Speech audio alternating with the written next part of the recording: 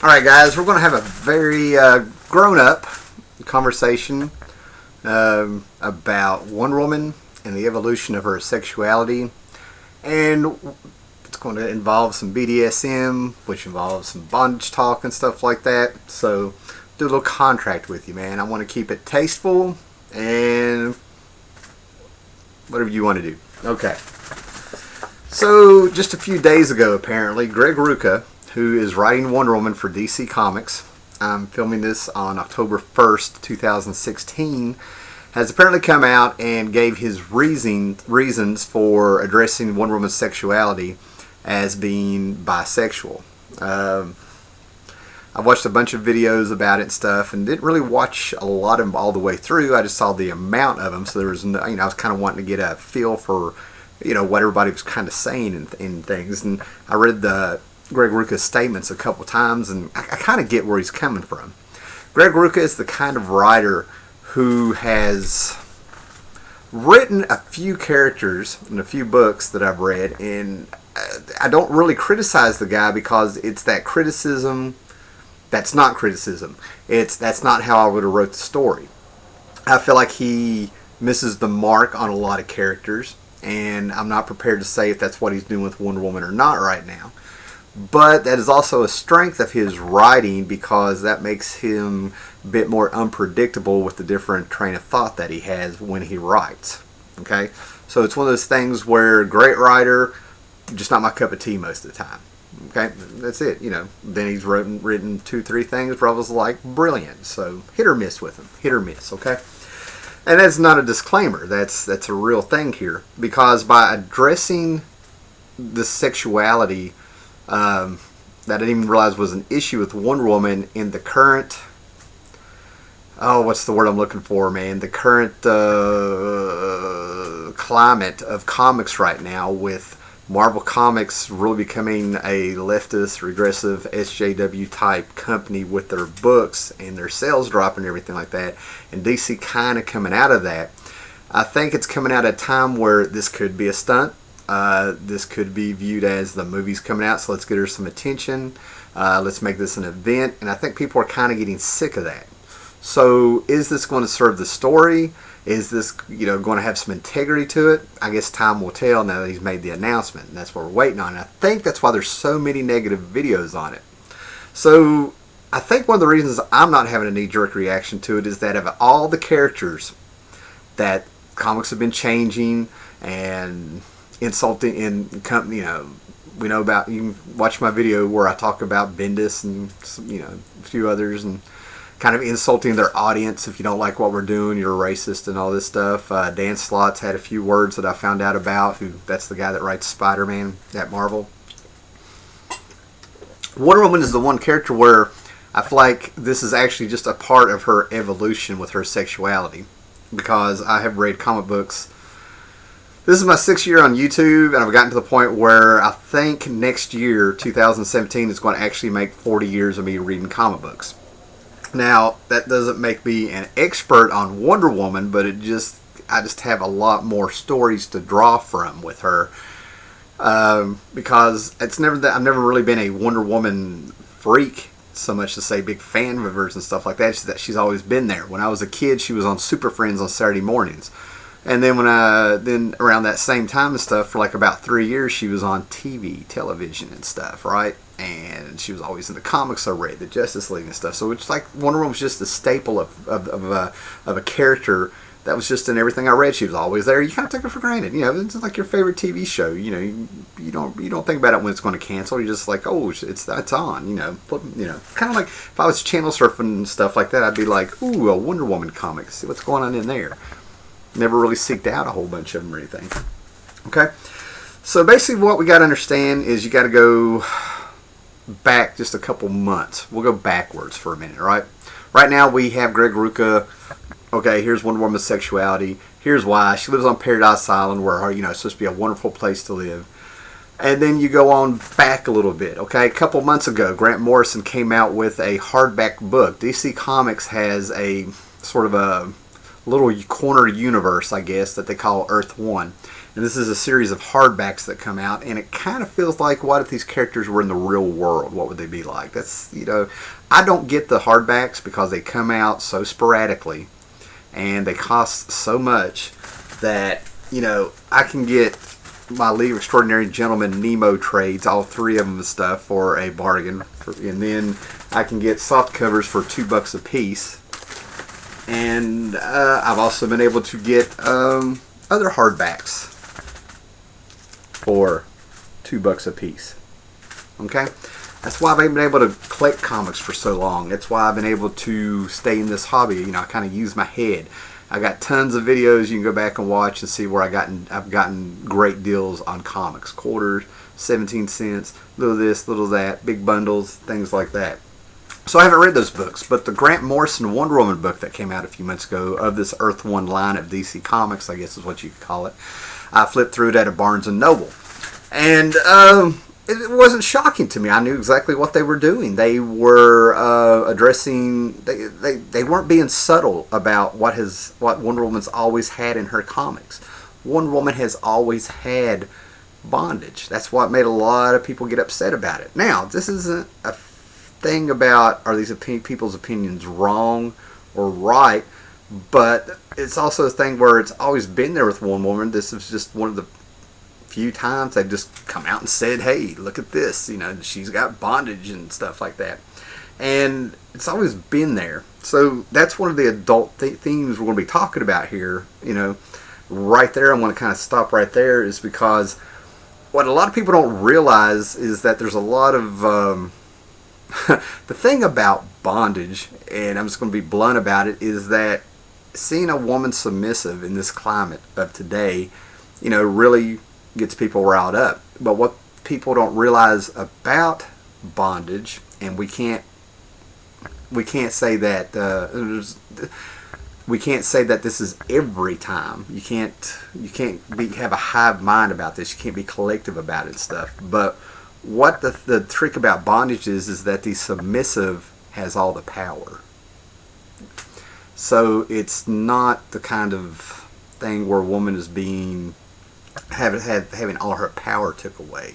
Okay, so you go back a few more years in the decades and stuff, and we get to the reboot after Crisis on Infinite Earths, where Len Wein and George Perez came in there, and this is one of the first times where they it just flat out say it's been so long since people had probably remembered since then and stuff, but the whole reason the Amazons had Paradise Island was because of Hercules and men, okay, doing terrible things to them.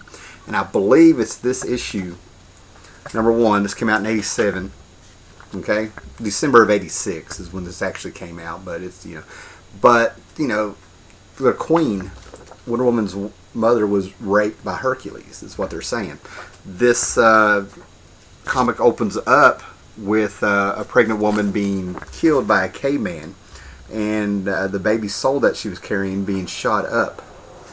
And Wonder Woman becomes made out of clay by the Queen after wanting a child, but she's on an island of women, and that soul is what filled the clay up that she had done. Now, one of the things that Greg Rucka had changed is that no longer was Wonder Woman not of man born, if you will, but she was a demigod, and she was a child of Zeus, and she had all these half-brothers and stuff, other demigods. Again, something I really don't agree with, because it takes away from the Wonder Woman mythos. Right or wrong, I don't know. Okay, so, and George Perez was very tasteful in that, okay? And this kind of showed what happens was the Paradise Island was a island of women, and they had banned men, and it was nothing but women on this because of men's aggression during those barbaric times. That actually kind of goes back to the Golden Age. And what people kind of sort of miss is that there is another way to interpret what happens there, right? Okay, so barbaric times happen, the Queen gets raped, all the Amazons go to the island, they hide from man's world, they make their own paradise and stuff. And then Steve Trevor shows up, crashes his plane. There's a man. There used to be that if a man had, there used to be this thing, if a man's feet actually touched the ground of Paradise Island, a disaster would happen. But here's a man that they haven't seen for centuries, any men at all, and it's Steve Trevor. And Steve Trevor was just kind of like a part of the formula of what superheroes were when they started out in the Golden Age. I'll back up there, I'll stay on track here. Try to keep it in a linear kind of way to understand this. But what happens is that thanks to Steve Trevor, he kind of, Diana sees something in him. You know, she has feelings for him. And you have now the role reversal of Superman and Lois Lane. Superman's the hero, Lois Lane is the love interest. We have Wonder Woman who's the hero, and the mere mortal is the love interest to a certain extent. But the bigger picture here is that thanks to Steve Trevor showing up on that island, centuries after the barbaric times have gone away, Wonder Woman wants to go out into the man's world and do a message. Okay, Steve Trevor changed them with the way they were thinking by who he was. This is a man. This is not how it used to be. But at the same time, what you got to realize is they changed Steve also. He was a supporter of Wonder Woman's message and stuff. He was he was on board with what her message to man's world was going to be. And that's why I think Wonder Woman is so great. You know, it's not men against women. It's that we change each other. Okay? There's such a division nowadays with things that I think we forget there's such a thing as healthy relationships where we build each other up. Okay? So we go back even further now, right? Late 60s, possibly early 70s. And Denny O'Neil is writing Wonder Woman, and they want to make her more like a character to appeal to women, so they go to TV. Okay, this is where you're going to see how the scale has slid. Okay, with history of Wonder Woman. Right now we're wondering if these changes are due to Wonder Woman's movie, but you go back to early 60s, there was a TV show called The Avengers coming out of England. It is an English show. It is considered spy-fi because it was a spy show, but it has some sci-fi elements, science fiction elements. And, you know, it's the Bond era, the Cold World era, and they had a character who is iconic, Diana Riggs, known as Emma Peel. So they're going to make Wonder Woman, Diana Prince, more of a Emma Peel character. And they take her power away. And it was a fashion show. You know, some great art came out of that book, some classic covers. I haven't read those books in over 25 years, but I remember they didn't really leave a bad taste in my mouth. But Gloria Steinem came up, a feminist, and she said, you have taken the one character, one female character, and you have depowered her. And it like clicked in Denny O'Neil's head. Here he thought he was doing something positive. He was like, oh my God, you're right. So they brought her back. And after they brought her back and stuff, you got to realize the bondage themes were always there. At the end of it, I'll address these. Okay? I have tons of covers here that I can go through. Okay? And as I've been talking, I haven't been showing them, you know, the bondage stuff. Steve Trevor, Wonder Woman, her new debut. Okay? Okay? Alright. So you go back even further, and Wonder Woman was one of the three superheroes that survived through the 50s and after World War II and stuff. Superman, Batman, and Wonder Woman were staples, even when comic books went to romance and westerns and stuff, because after World War II, after we had, you know, got in there and defeated the big evil of Hitler and stuff, it's kind of like people were ready for something else. We didn't really need those kind of heroes anymore. But it was thanks to Superman and Batman of the Golden Age that William Malston, make sure I got his name right, dear God, William Malston popped up, and he decided that girls needed a role model in comics since there was all these guys running around in comics. William Moulton Marston. And what you need to know about this guy is that a lot of people kind of maybe considered him a hack and stuff, but he invented the lie detector test. I think he was a professor at a college.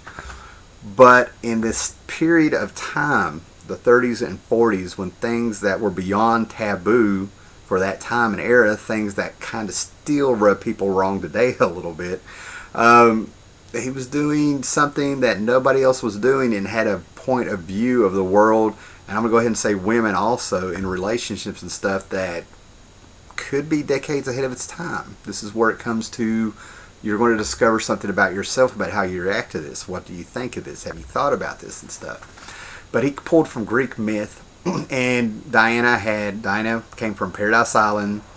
She was all, she had her costume, the red, white, and blue, because she's going to come to man's world and help defeat the big evil of Hitler and stuff.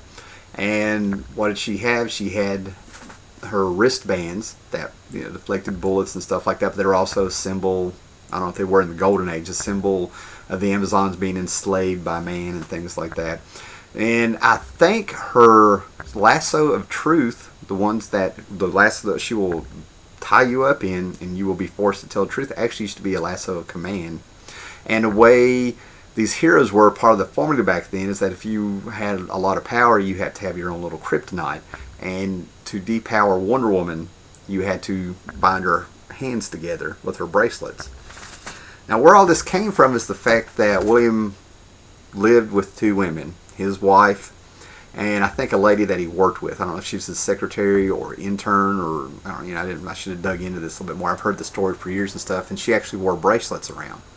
And they all lived in this home, and he had his wife, he had her, and she was actually, I need to see if I got her, I think I did look up her name, but she was actually kind of what he based Wonder Woman off. Yeah, Manston lived in a relationship with his wife Elizabeth and Olive Byrne.